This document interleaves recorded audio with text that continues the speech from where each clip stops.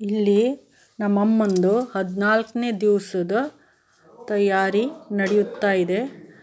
ಅವರು ತೀರಿ ಹೋಗಿ 14ನೇ ದಿನ ಆಯಿತು.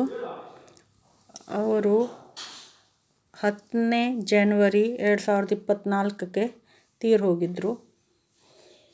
ಈಗ ಅವರ ಆತ್ಮದ ಶಾಂತಿ ಸಲುವಾಗಿ ಭೋಜನ ದಾನ ಮಾಡುವ ಸಲುವಾಗಿ ಈ ಸಮಾರಂಭ ಮಾಡ್ತಾ ಇದ್ದೇವೆ. ನನಗೆ ಕನ್ನಡ ಸರಿಯಾಗಿ ಬರುವುದಿಲ್ಲ, ಅದಕ್ಕಾಗಿ ಶಬ್ದಗಳ ತಪ್ಪು ಉಪಯೋಗ ಆಗಬಹುದು. ये मेरी माँ के 14वें दिन का प्रोग्राम चल रहा है, कार्यक्रम चल रहा है. ये उनकी आत्मा की शांति के लिए अन्नदान कहते हैं ना, उसका दान करते हैं. इस दिन लोगों को बुलाया जाता है, लोगों को खाना खिलाया जाता है, उसकी तैयारी हो रही है.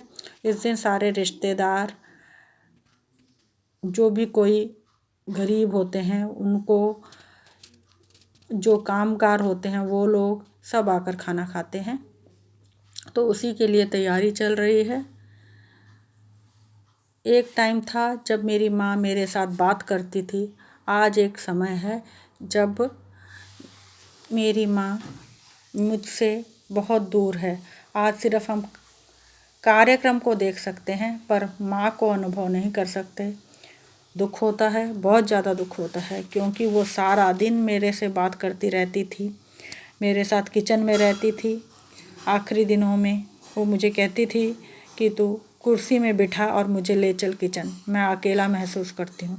तो मैं उनको कुर्सी में बिठा के अपने रसोई घर में लेकर आती थी. ಅಡುಗೆ ಸಾಲದಲ್ಲಿ ಕರ್ಕೊಬರ್ತಿದ್ದೆ ನಾನು ನಮ್ಮಮ್ಮನಿಗೆ. ಅಲ್ಲಿ ನಾವು ಹಳೆ ಕಾಲದ ಮಾತುಗಳೆಲ್ಲ ಆಡ್ತಿದ್ವಿ. ಅವರು ಧಾರವಾಡ ಹುಬ್ಳಿದಲ್ಲಿ ಕಲಿತವ್ರು. ಅವರು ಆ ವಿಷಯಗಳೆಲ್ಲ ಹೇಳ್ತಿದ್ರು. ತಮ್ಮ ಯಜಮಾನ್ರ ವಿಷಯ ಅಂದರೆ ನಮ್ಮ ತಂದೆಯವ್ರ ವಿಷಯ ಹೇಳ್ತಿದ್ರು, ತನ್ನ ಮಗನ ವಿಷಯ ಹೇಳ್ತಿದ್ರು, ತನ್ನ ಮೊಮ್ಮಗಳ ವಿಷಯ ಹೇಳ್ತಿದ್ರು. ಎಲ್ಲ ವಿಷಯ ಹೇಳ್ತಿದ್ರು, ನಾ ಕೇಳ್ತಿದ್ದೆ. ಇಲ್ಲದೇ ಇದ್ದರೆ ಯೂಟ್ಯೂಬ್ದಲ್ಲಿ ಅವ್ರು ನೋಡಿದ್ದು ವೀಡಿಯೋಸ್ ಬಗ್ಗೆ ಹೇಳ್ತಿದ್ರು. ಅವ್ರು ಹೇಳ್ತಿದ್ರು ಏನೇನು ನಡೀತಾ ಇದೆ, ಹೇಗೆ ಇಡಿ ಛಾಪೆ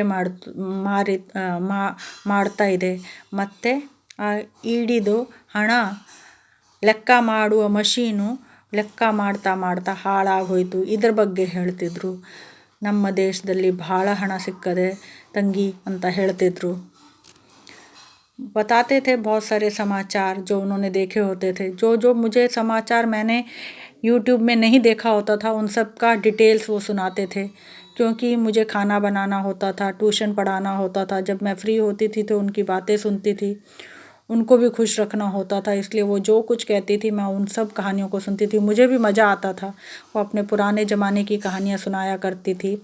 उनकी शादी की बातें, मुंबई में उनकी पहली बार कैसे वो शादी करके आए, उस टाइम क्या क्या हुआ, वो सब बताते थे. उनकी कहानियाँ सुना करती थी, मुझे मज़ा आता था. अभी वही कहानियाँ मैंने छोटे रूप में श्रुति को सुनाई, यानी मेरी भाई की बेटी को सुनाई. मैं उन कहानियों को आगे बढ़ाऊंगी, अपने बेटे को सुनाऊंगी, आने वाली जनरेशन को सुनाऊंगी, ताकि वो कहानियाँ कहीं डूब ना जाएं, कहीं ख़त्म ना हो जाएं. मैं यूट्यूब में भी वो कहानियाँ सुनाऊंगी. ये मेरी माँ का कमरा है. इस कमरे को मेरी माँ ने स्पेशल मुझसे कहा था कि जब तू घर बनाए तो मेरे लिए एक कमरा रखना. उस कमरे में मैं रहूँगी, उसमें मुझे प्राइवेसी चाहिए, उन्होंने बोला था. तब मैंने ये कमरा बांधा था.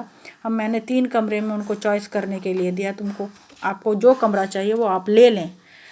तो उन्होंने ये फर्स्ट कमरा चॉइस किया था और वो बहुत खुश थी. और वो पूछती थी लोग क्या कहते हैं इस घर के बारे में, उनको पसंद है ये घर, पूछा करती थी. बहुत ही अच्छी थी मेरी माँ. पर आज मैं उनसे बहुत दूर चली गई हूँ.